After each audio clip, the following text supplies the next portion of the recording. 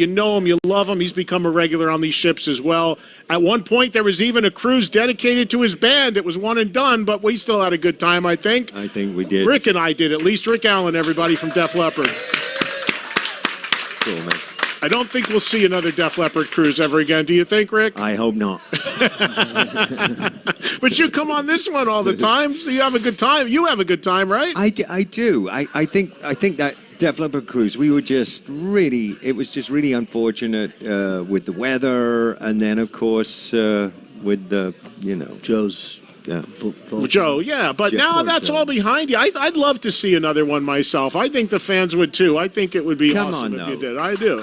No, but I think the whole, you know, Jimmy Bain passing as well. That Yes, was, of course. It was But massive. those are all horrible circumstances which we've never seen before on a ship. So hopefully that's, you know, nothing that would happen again. And I've never experienced anything like it in my life, you know, since then, which is why I come out and do these cruises, you know? Yeah. Well, you're on the cruise. Brian and I were talking earlier, the same thing. He was telling the story of his art and with Wentworth and how it was inspired by him seeing you do it through Wentworth. And Cool. you guys are both on here doing your paintings. What are some of your latest pieces, Rick? Obviously, the whole industry was devastated when Charlie Watts died. Mm-hmm. So that was a no-brainer. I just really wanted to honor him and just for people to know. I actually called it St. Charlie. And I just wanted people to know that without the likes of Charlie Watts, I probably wouldn't be doing what I'm doing today. Did you know him?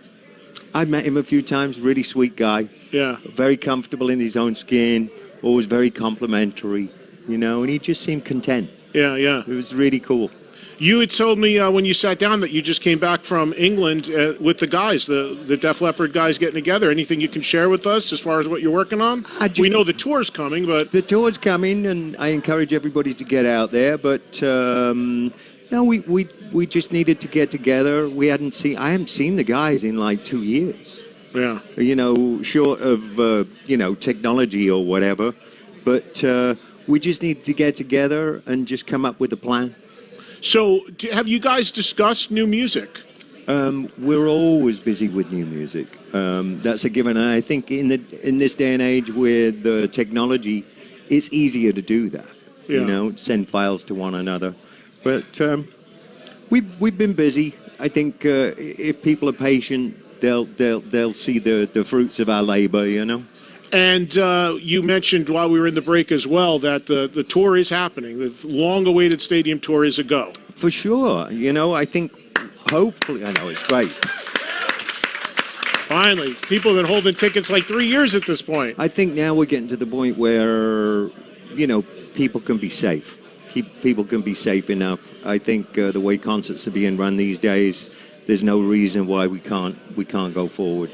But you know, it's a moving target. So let's just hope, you know, let's just hope we're on track. The first date's supposed to be when exactly? June, I think. Yeah, I think Atlanta in June. So I would think now we're already mid-February. Have you guys?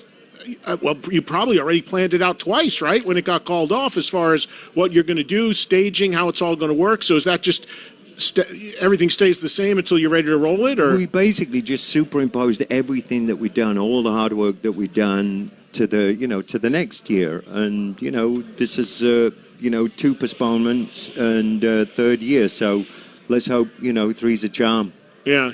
You know, one of the recent Def Leppard things that have come out that I absolutely love, because I love the early records so much, but there was a box set of the early years, which was the On Through the Night, High and Dry, and then you're looking at me like you don't know about this. Did you know about it? No, I know exactly. Oh, okay. And that, because there's sometimes I've done this, and the artist's like, I don't know about that. And then, of course, the live stuff on there. When you go back and listen to that, especially that live recording that's on there, I mean, you're like 16, 17 on some of that stuff, aren't you? I'm totally full of beans. I mean, trying to emulate that stuff these days is really challenging. But, you know, some of the Vegas runs that we've done, we actually did some of that early material, and it was Defleppard. Yeah, pretty challenging, but fun to go back, you know. And listening to some of those early recordings, it's like we were a full-on prog rock band. It was. Have you heard it? Of course I have. Yeah, fantastic. Did you play Wasted? Yeah. You know, the whole time we were Well, on Hysteria tour, me and Frank used to always try to get these guys to play Wasted. And they wouldn't. And they wouldn't do it. And Clark said, "Oh, I'm not doing that. That was when we were young. We're not wasted anymore."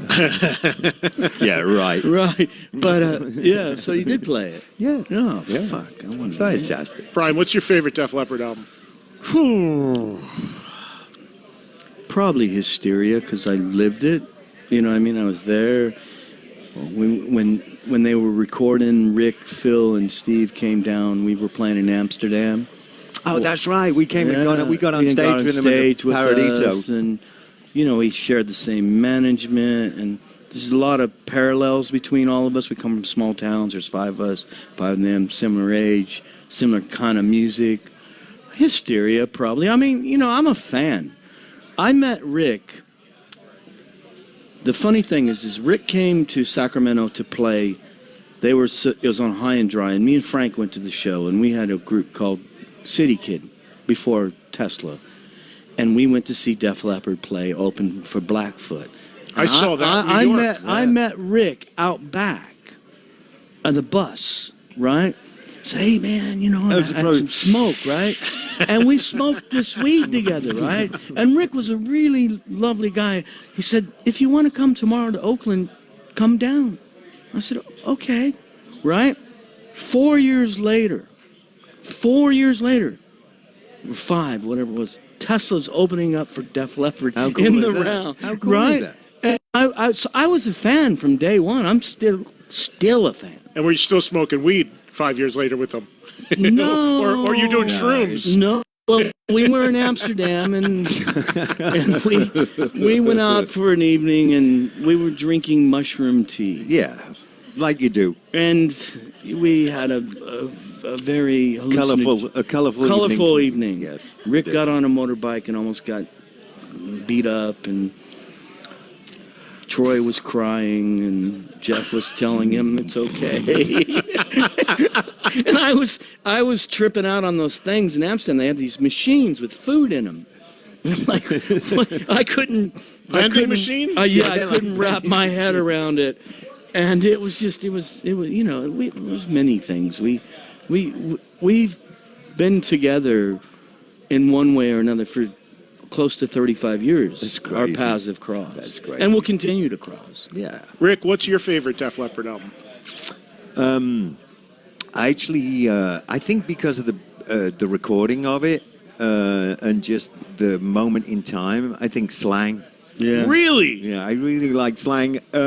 Hysteria as a work, I think I have to love Hysteria because it's the one record that's given Def Leppard the freedom to be where we are today.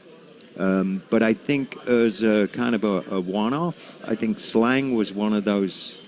It was just a creeper, and you have to understand at the time, it was all about the whole Seattle scene. Right.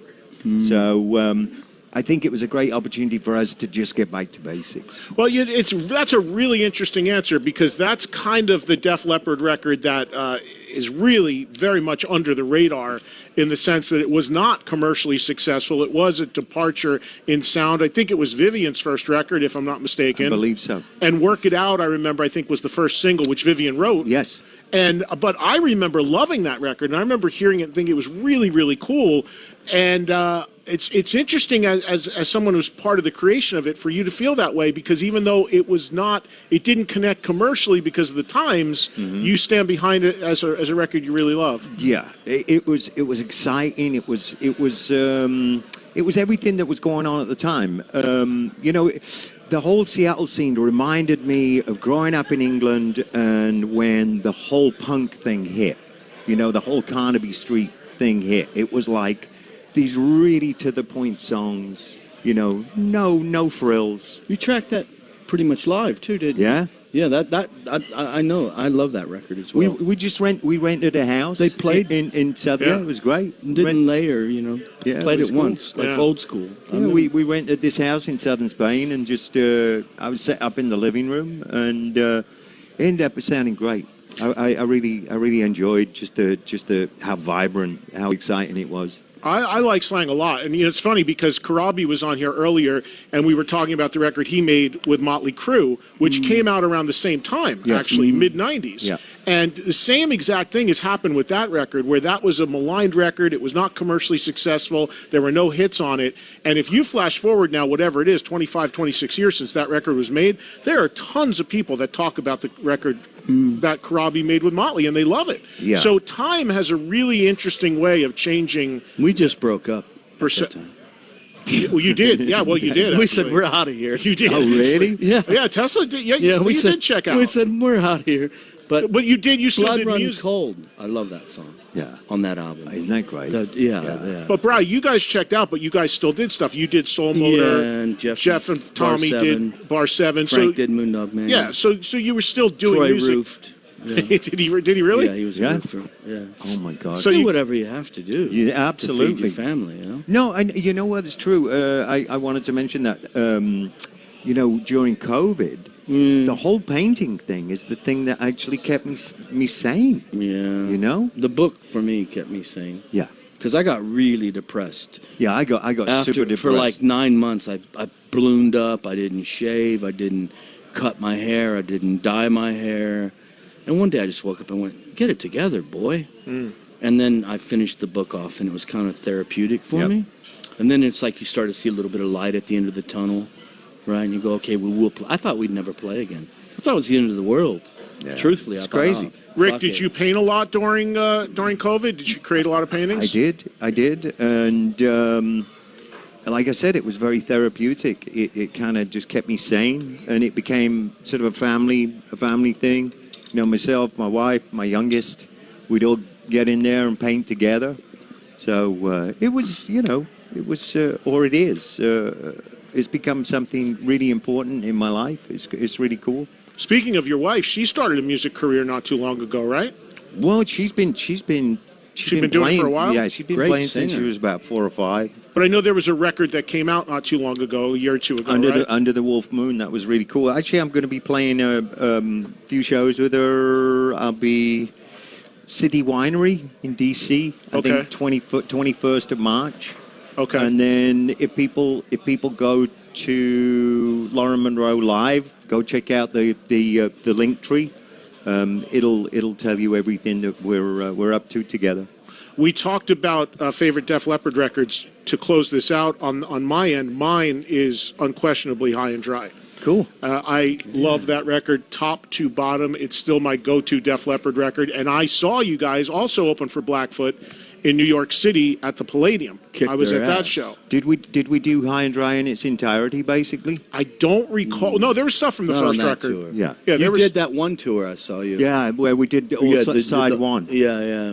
Me and Frank and Monique. But did side one of High and Dry is like the perfect rock record. But right side there. two is just as good to No, me. I know. Oh my I god. know. That's the It's- first it's Mutt crazy. record on. Yeah. Yeah, that was the first Mutt record, and it's just a monster record. Is there a bad one?